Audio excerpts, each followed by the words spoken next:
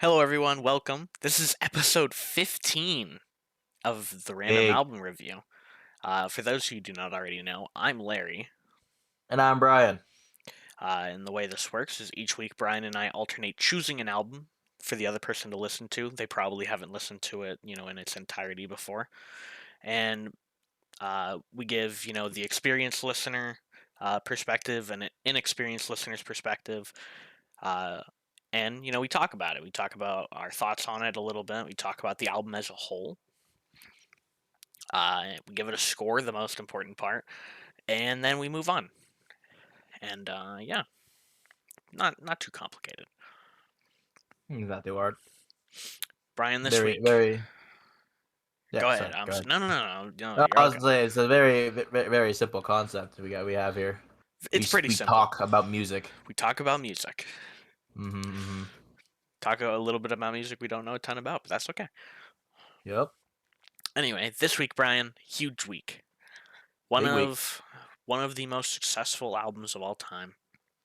Mm-hmm. One of the most recognizable album covers of all time. This week is the eighth studio album from Pink Floyd, The Dark Side of the Moon.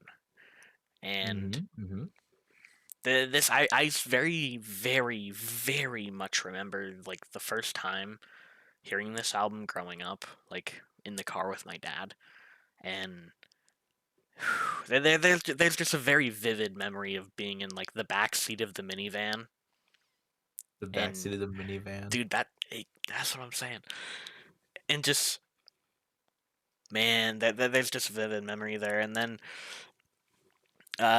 getting into high school and um, partaking in things and experiencing the album in a different way.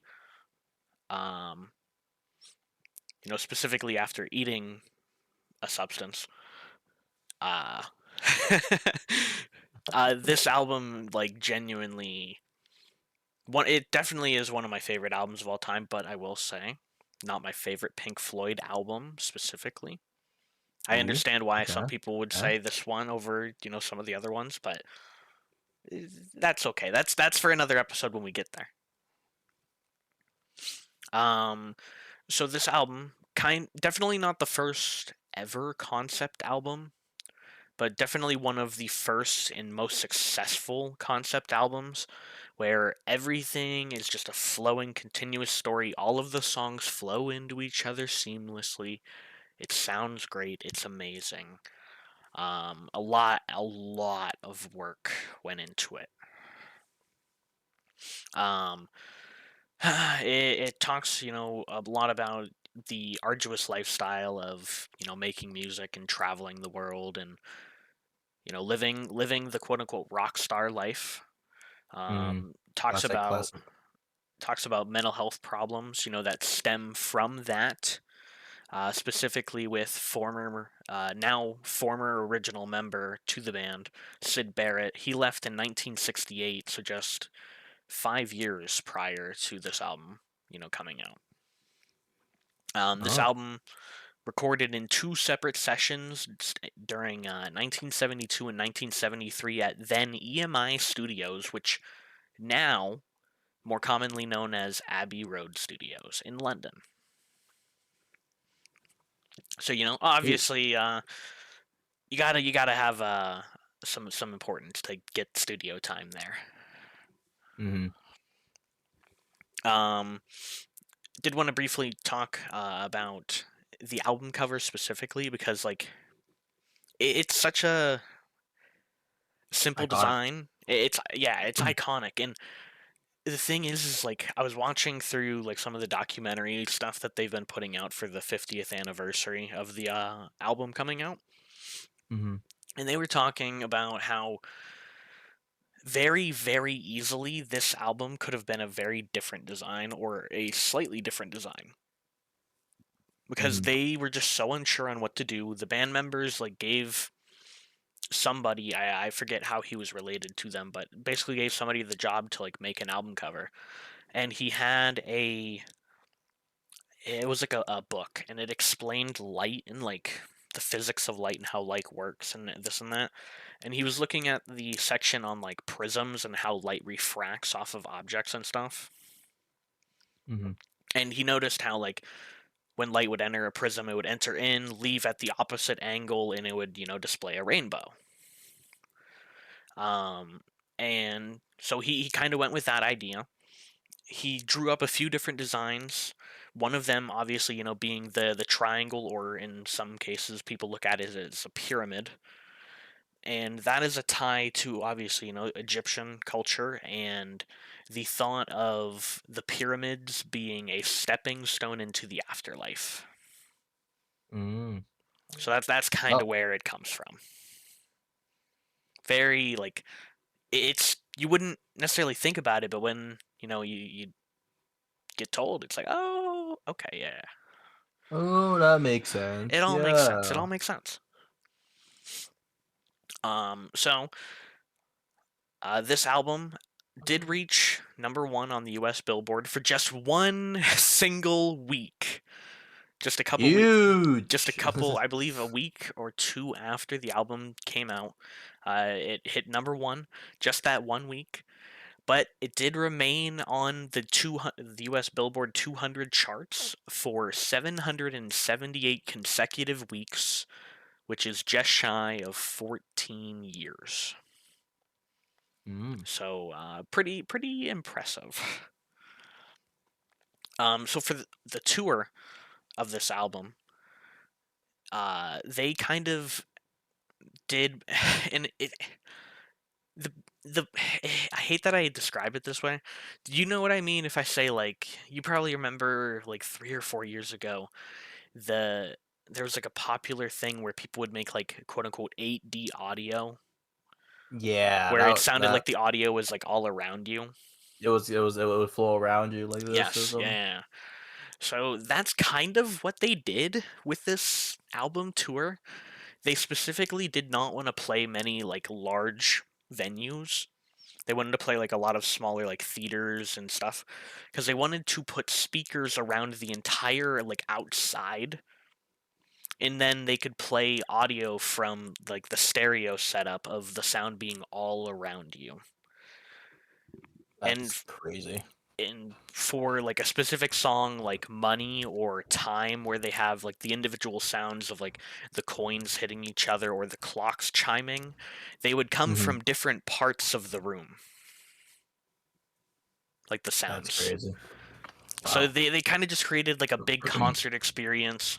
They toured with like a big video board, obviously, a 1973 video board, but they did tour with a video board. But just overall, I mean, like the entire experience, like hearing some of the photographers were talking about like being on tour with them and like the stage setup and everything that went into it, and it's just incredible. If you haven't before and people are interested, go look into it. It's awesome. Um, Nice. Gnarly. so before we get into the album specifically, I did just want to highlight the lyrical themes throughout the album. We have, themes of conflict, greed, time, the passage of time, death, insanity, and that last one obviously is kind of inspired again by the former member of the band, Sid Barrett, because he left just a few years prior because of his mental health. Mm, I see. The album, 10 songs long. It is split into, on a vinyl record, 5 songs per side, so that it's even down the middle. Mm, Um, and the entire album is supposed to kind of play out as like the parts of human life, essentially, especially the first half of the album. Because the first half of the album, Speak to Me and Breathe, back to back songs. Speak to Me being the intro to the album. Very short. It obviously has some foreshadowing to some of the sounds you'll hear later. Like you hear the money, uh, mhm, you hear the clocks. Um, but then you have Breathe in the Air, which the two of them put together kind of highlight the sort of just normal parts of life. that it's just, it's the normal everyday stuff. It's the nothing, exciting. Um, but it's kind of like the idea of these things happening over and over again every single day, and like nothing exciting happening in your life, and maybe losing a grip on reality because of it. Getting lost in life. Um, Immediately, these get followed up by "On the Run," which does not have a single spoken lyric, but that song makes you feel so many things. And like the only words that are heard in the song, and I don't know if you heard when you were listening, Brian, but Mhm. this song is supposed to take place in an airport terminal, essentially. Because Yeah, I remember hearing, in the background you it's can like hear the like the lady over the PA system, essentially. mhm, She's calling for like people coming to the baggage claim, and like passengers and where they need to go and this and that. And this song, because of the way the music works, it just elicits this really deep down anxious response from me. Like I feel uncomfortable listening to it, and that's how it's supposed to make you feel. uh, It's supposed to directly correspond to one of the members of the band. I cannot remember off the top of my head. Um, but his fear with like modern travel and the modernization of using planes to travel, essentially, and everything that coincides with like being in airports and stuff of that nature. oh, Um, this is followed up by "Time," which this is where you hear the clocks just chiming over and over again. Again, it makes me feel very uncomfortable. I don't know what it is. Like, I don't know. I compare it to like if you've ever been in a situation where somebody like had an alarm ringing and then they wouldn't shut it mhm, off and it would just keep ringing and and ringing, ringing and ringing, and ringing. It's like, mhm, oh my god. Um, it's an iconic opening though, like the clocks, and another song, a little later on this album has another iconic opening. It just it elicits a very strange response from me. Um, it's a song all about the passage of time, losing track of things, mhm, not losing yourself, because eventually you're going to hit a point where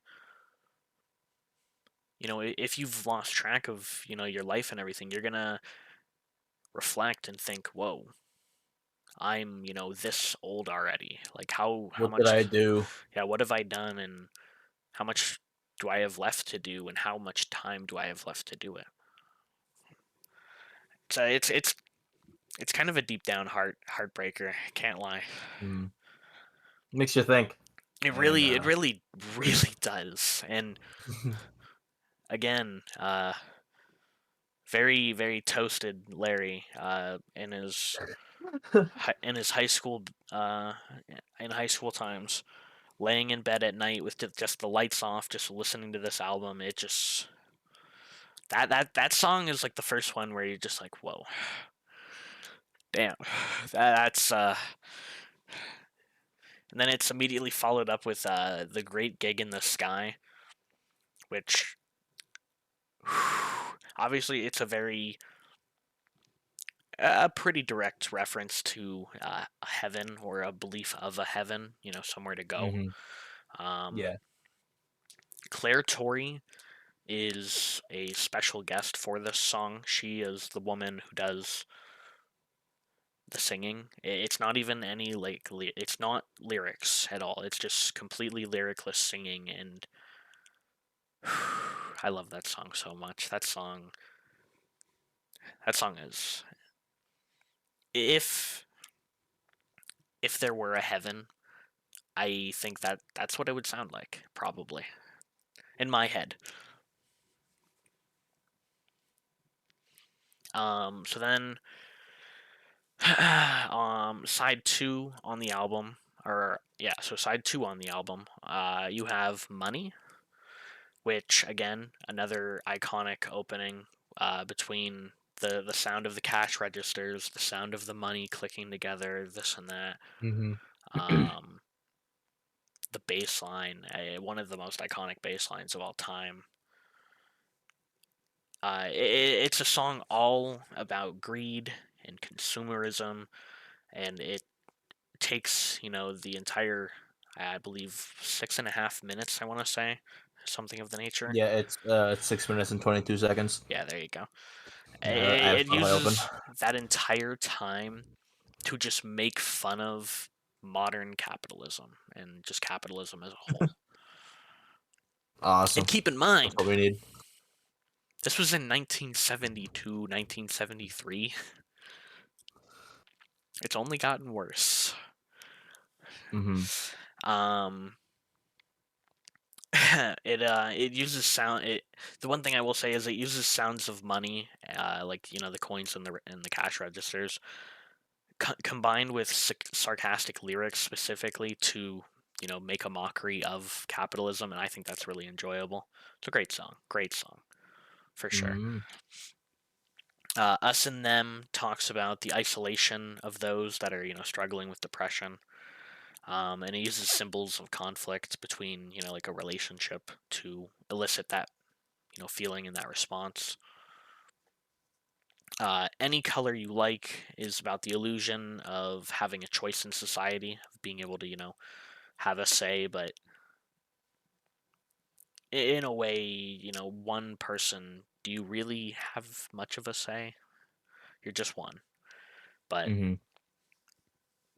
Brain Damage tackles the idea of mental illness, um, specifically stemming from being rock stars, traveling the world, not being around friends and family all that often, and putting the needs of the band and the record label above your own needs, Mhm. and that being an issue. And again, this is tied to the departure of former member Sid Barrett. And then final song in the record, Eclipse. It finishes the record out with touches of unity and even encourages those listening to look at the common traits that we as human beings all share, because we are all people. We are not different. We are Yeah. all people just trying to live our lives. Um, Great album. I mean, front to back, it tells a great story. It just makes you feel all kinds of ways. Um, Yeah. like I mentioned before, I just turned 50 this past March. It's almost going to be Huge. 51 here in a little while. But they did release a 50th anniversary box set, which is currently reselling for upwards of $300 or $400 in some places. What is it? 50th anniversary, right? Yes. I'm looking this thing up. Yeah, yeah. Go ahead and look at pictures. It comes with the LP of the original album, the LP of the live version of the album that was recorded at Wembley Stadium, one of the biggest Huge. stadiums in the world. Wembley. I believe that was specifically in 1974, I want to say. Yes. Yep. It says on our website, live at Wembley, Empire Pool, London, 1974. Um, is there a CD in there? I believe. Uh, I thought the live at Wembley was a CD. I'm trying. No, that's a LP. No idea. I can't tell because it don't tell me everything it has. Um, there's a Blu-ray edition of the original album with high-resolution remastered mixes. There's a DVD of stereo mixes, a 360-page photo book from I believe I want to say it was four photographers that the band allowed to travel with the band. So there were only four people ever taking photos of the band at the time, I should Oh. say. And it gives you a lot of like the backstage stuff from the making of the record. A music book of the original album, so you could play it on guitar or on piano or on whatever. Replicas of the 2x7 singles, and then it came with some memorabilia as well. I want to say there was like a shirt or some small stuff. It wasn't anything like too crazy, but really cool 50th anniversary set, obviously. A lot of a lot of money, but um, Yeah. so Brian, Larry. gotta ask you, as this was your first time listening to Pink Floyd, and probably your first time listening to prog rock or even psychedelic rock. Mm-hmm. Mm-hmm. What are your quick thoughts? I thought it was well, as a again experimental, and I was like, what is this? First listen, I was like, what am I listening to? Pretty good, but what is this? What am I listening to? It's a little weird the Then first time. the second time I listened to it, I was like, okay, okay, sounds pretty good, sounds pretty good. And I listened to it this morning during work, and I was like, okay, yeah, yeah, Once you really like get to hear it a few times and you understand what it's trying to get to, like it just yeah, yeah. yeah. Mhm. This, for lack of better, like genuinely, like this is an album you were meant to get stoned to. Like it Yeah, just honestly, yeah. yeah. It just yeah. Um One of my favorite records of all time. Not my favorite of theirs again. We'll get to that later on. Later episode, don't worry about it. Pretend like it never Later, happened. another time.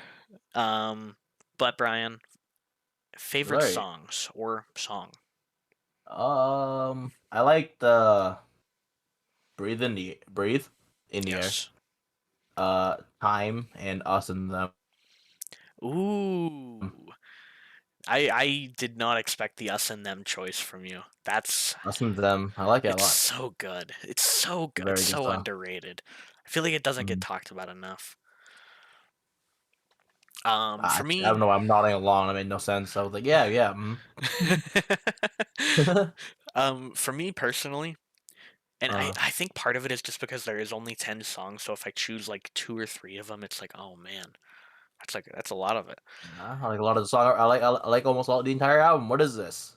Like I've said before, there was a time where I was very cooked and laying in bed in high school, and my lights were off, and I heard "Great Gig in the Sky" come on, and I know it didn't happen, but at the time I could have sworn I was floating like maybe a couple feet off of my bed. Bro was levitating. I was just the vocals, Claire Torrey. I just she the vocals on it are just they're too good. They're not even spoken words. It's just singing, and it's just It's just, incredible. it But just, yeah. when she was invited into the studio, she was literally like she was played the record or the song, Hmm. and then they were like, well, like do something for it, like in this Hmm. portion here, and it was just the empty portion, with like the background instrumental, and she started like singing like "Oh baby," something of the nature, and they were like, no, no, no, no, we don't want words, we just want singing, like hold out really long extended notes. And she was like, okay, I think I can try something like that. And they worked with it a few times, and they got the sound that they wanted, and it's incredible. It really is. And Yeah. just because of how much that song meant to me at the time, Gig in the Sky is the only favorite song for me. It's just that much. Uh, yeah, that's fair.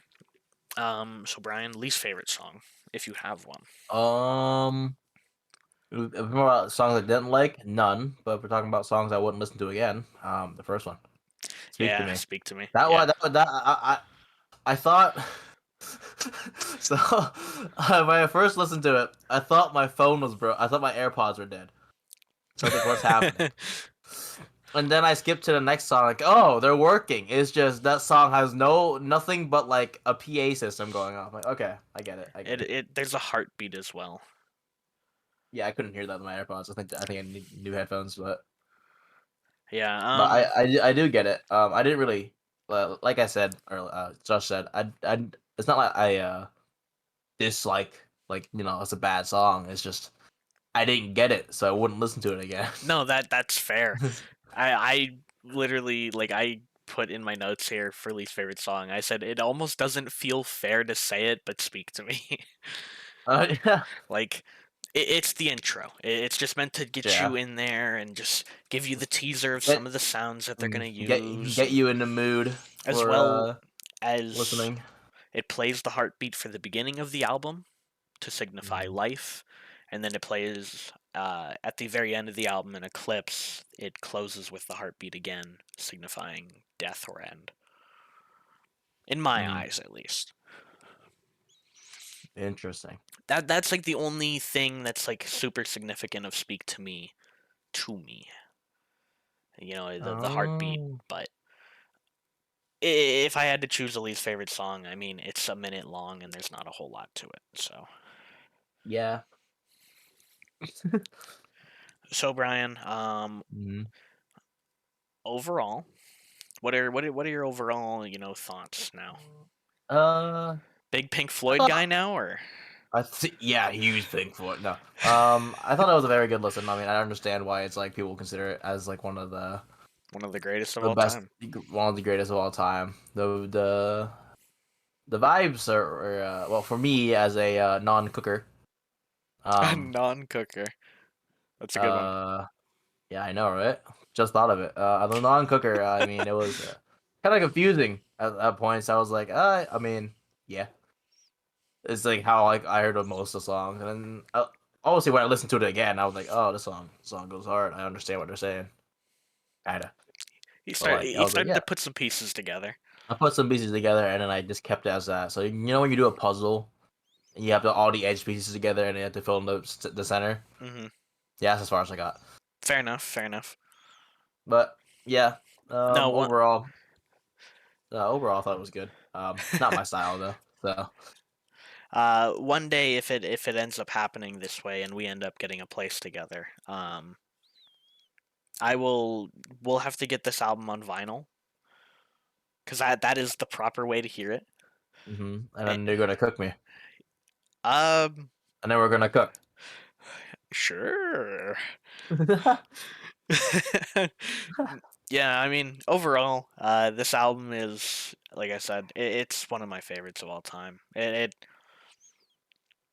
very specific portion of high school and even now into like early college. I go to this album pretty frequently, and it's it tells such a great and beautiful story. It's not too long. It's not too short. It does everything, almost everything right, and it has so much influence. I mean, it's been covered off the top of my head. I want to say at least 8 or 9 times by different bands, covering the entire album. Like it's one thing to cover just a song, but if they're covering entire albums, Yeah, that's kind of you're crazy. you're doing something. And this album specifically had such an influence on the music industry for years and years and years and years, and even still does. Um, but Brian, All right. most important part of the episode. Ooh. What's your score, Brian? What are we giving it? Uh, I gave it a 7.3 out of 10. Really? Okay, okay. It's Don't it's really stick. me. I It's told you what I thought about yeah. it. That's fair. That's fair. That's fair. It's sticking in there. It's sticking in there. Hey, I go ahead. did better than so much for Stardust. So much Man, for Stardust. So oh my god, it's gonna make me cry right now. Anyway, I'm gonna give this album. I do love this album a lot. But not my favorite Pink Floyd album. This album though, pretty good. This is a 9 out of 10. It's almost ooh, perfect, but it's not that's perfect. huge. Big score from Big Larry. score, big scores. Big scores are coming Mm-hmm. out these days. That's okay. We're figuring things out. The more we do, the more info Finding we our have. vibes. Putting together the uh the spreadsheet of all the scores. Mm-hmm. Anyway, Good anything memories. else, Brian, you want to cover this week? Uh, not at this current moment, not really. Um, Big holiday coming up though, but that's about it. That's Saturday though. We'll talk about it Saturday. Big holiday coming up. What? Mm-hmm. What do I we? think. That's what my parents told me. Hold on. What? What are you talking about? It's the new year. What do you mean? Oh yeah. Oh, that is. Oh yeah. It's the new You're year. so right. You're so right. All right. Oh, I think I know where might be going. All right. Anyway, um, if you've listened to Dark Side of the or The Dark Side of the Moon before, what would you rate it? What song is your favorite? Uh, and if you haven't listened to it before, I mean, I'd say give it a try, Brian. What do we Yeah, think? give it a try. Give it a Hell, try? heck Yeah. yeah. Hell, heck yeah. Hell, heck yeah. Mm-hmm. Hell yeah. Um, and just as a quick test, because I think I had seen somewhere before that if you say the phrase "hit the subscribe button," apparently the subscribe button it glows. It go. I, Really? That's that's crazy. I saw a TikTok about it, so I'm testing it. And if I fell You for should it, then so what? Okay. bro Anyway, watched the TikTok and I took it so did. hard. Okay. Oh my I god. did. He's a sheep. I am. Okay. Anyway, leave a like, comment, subscribe, and we'll see you guys next week. See ya. Woo!